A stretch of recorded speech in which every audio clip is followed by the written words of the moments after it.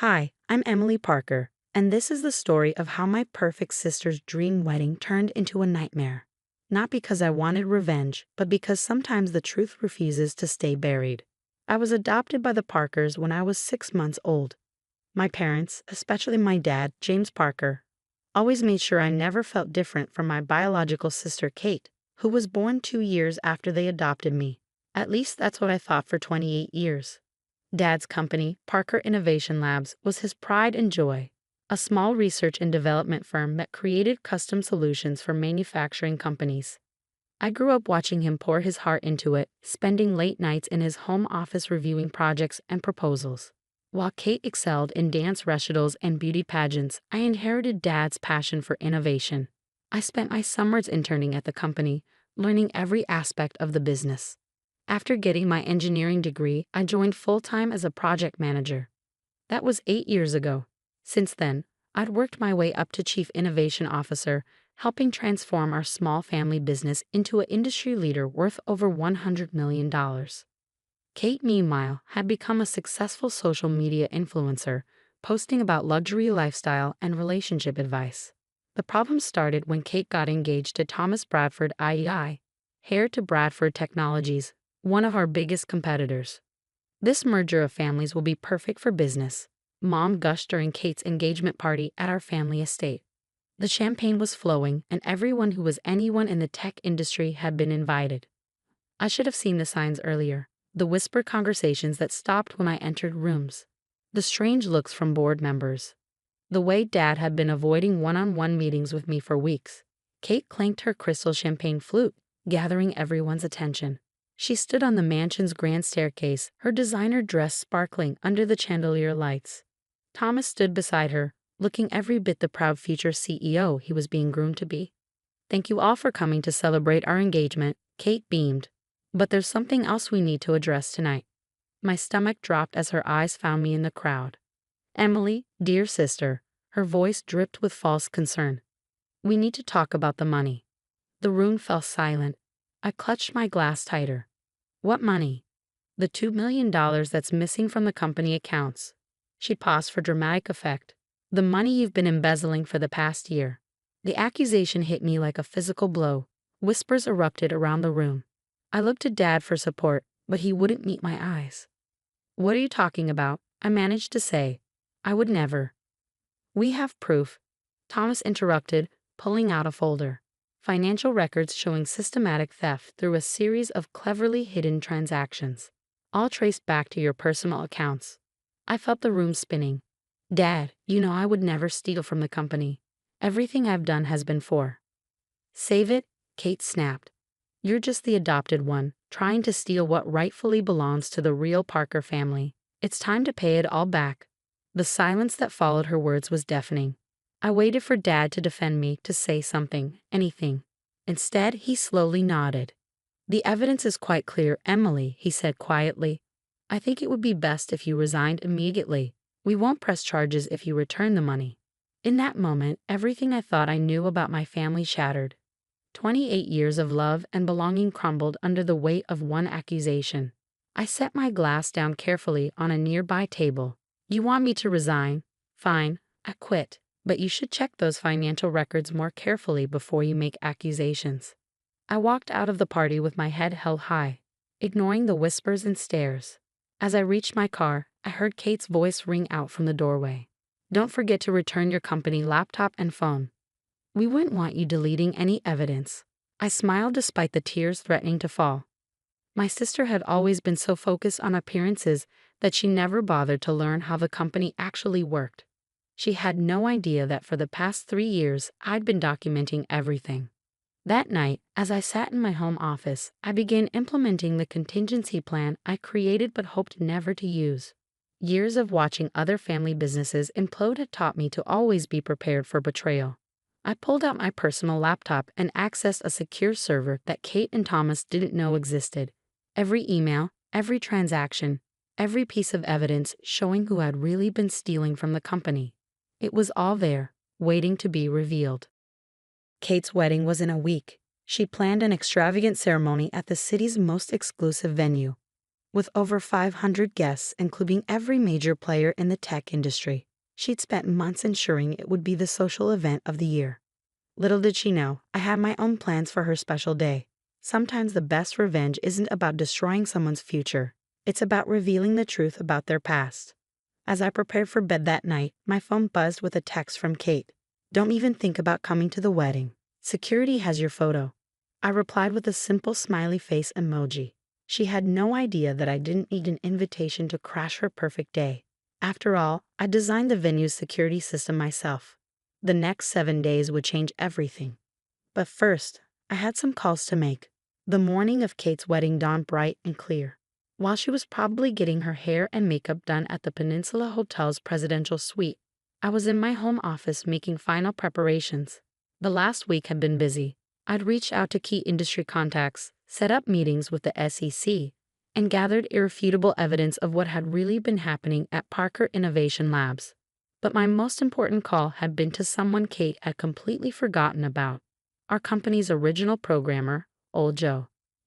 Joe had worked for Dad since the beginning, creating our core software systems. Kate and Thomas thought he retired 6 months ago. They didn't know he still maintained backdoor access to all company servers at my request. "Got everything?" I texted Joe at 9 a.m., all downloaded and verified, he replied. "They never changed the master passwords. Amateurs."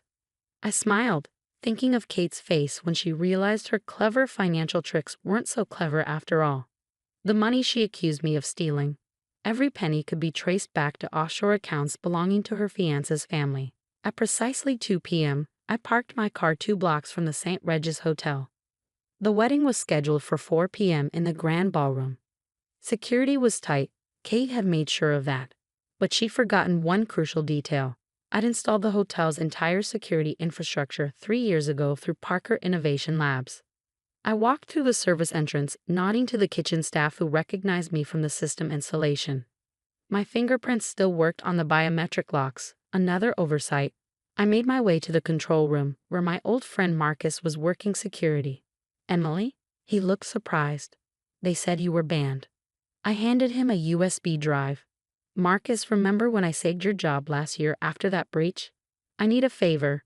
20 minutes later, I was settled in the ballroom's upper control booth. Below, guests were arriving, the who's who of the tech industry, all dressed in their finest. Mom was greeting people, wearing an expensive new dress. Dad stood with Thomas's parents, probably discussing the merger they'd announced yesterday.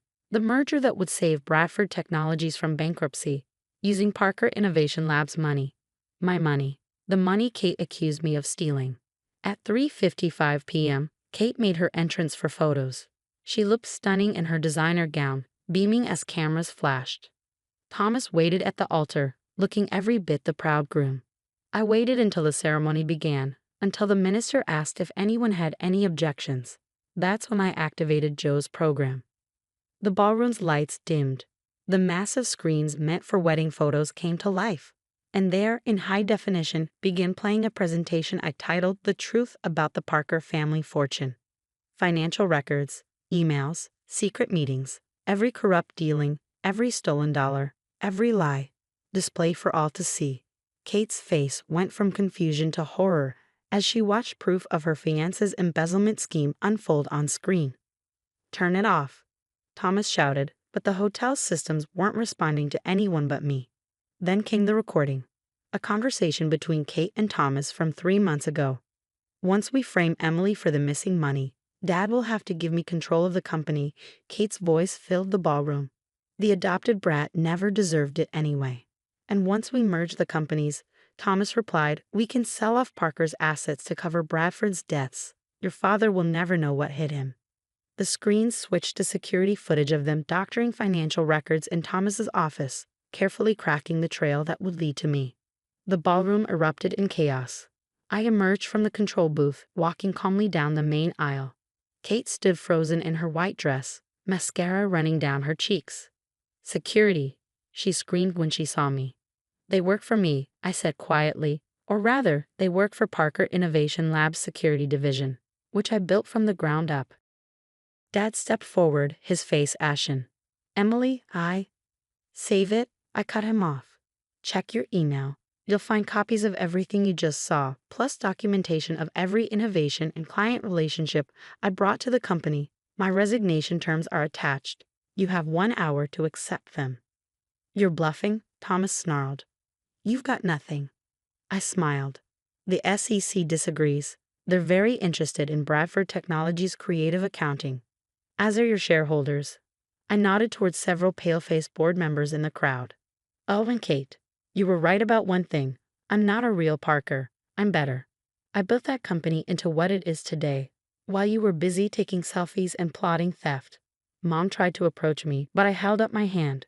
My terms are simple. I take 51% ownership of Parker Innovation Labs, effective immediately.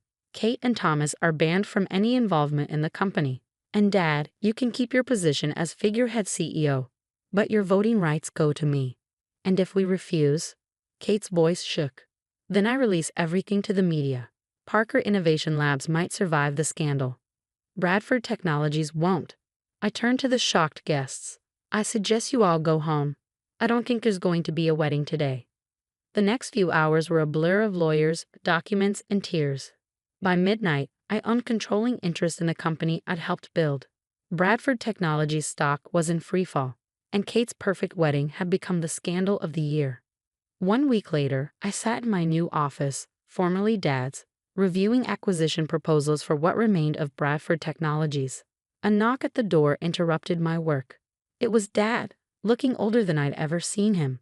I should have believed in you, he said quietly. Yes, you should have. Can we ever fix this? I thought about it. Maybe. Not as father and daughter, you lost that right at the engagement party. But as business partners, we'll see. You taught me my first lesson about innovation. Sometimes you have to tear something down completely before you can build it back better. He nodded sadly and left.